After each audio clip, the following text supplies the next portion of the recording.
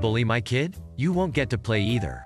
Fresh from the press, I took the family out to a sort of fun fair occasion, end of summer kinda thing. One of the attractions they had there was an inflatable ball pit which had little cones of air on which you could put one of the balls from the pit and it would float. My kids and I were having a good time until some brats started annoying my oldest kid, heretofore known as Kiddo.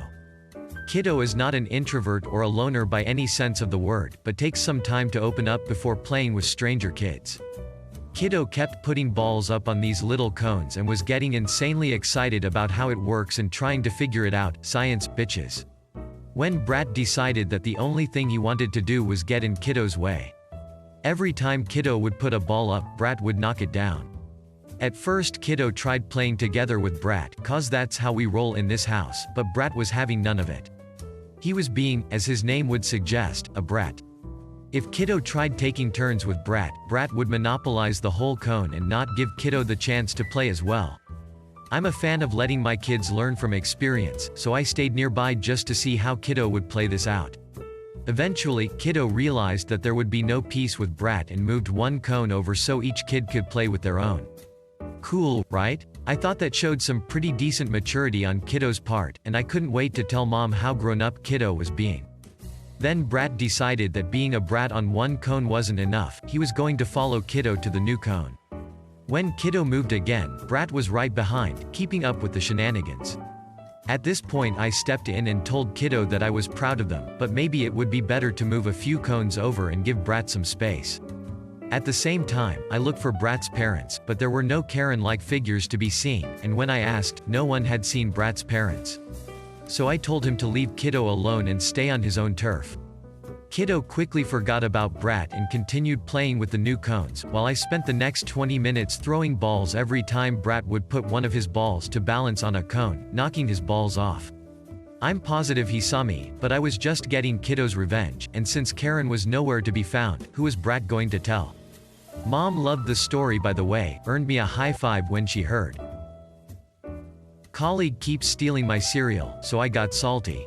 Actually my partner's story, but she doesn't have Reddit, so I'm posting on her behalf. Enjoy her pettiness. I work overnight shifts and buy myself Milo cereal, $8 a box, for when I forget to bring myself food and can't afford to go buy anything in the middle of the night.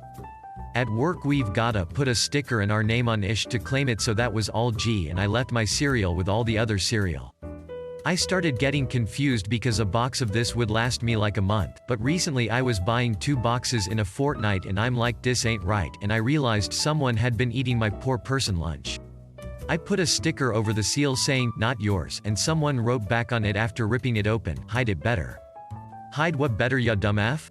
Everyone else's stuff doesn't get touched, so no, I'm not hiding it better.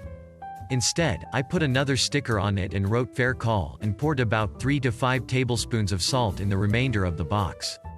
This is a friendly reminder to anyone who knows me just how petty I can be. I'm still impatiently waiting to get another note back telling me to go F myself. Really petty but perhaps infinite revenge on a bank. About 8 years ago I moved my accounts from one bank to another because the first bank was being a dick to me.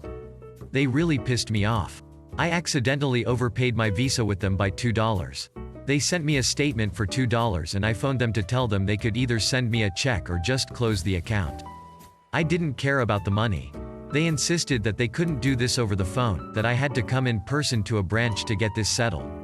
I had sworn to never set foot in their bank again, so I said fine. They continued to send me a paper statement every month, at their cost, for this $2. I smile every time at how they're spending at least 50 cents a month on me, and toss it in the recycling.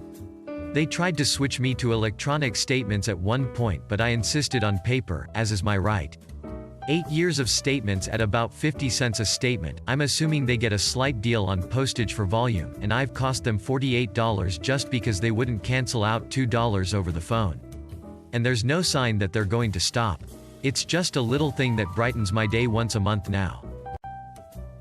Thanks for watching, and don't forget to give a thumbs up if you enjoyed it. Have a good one.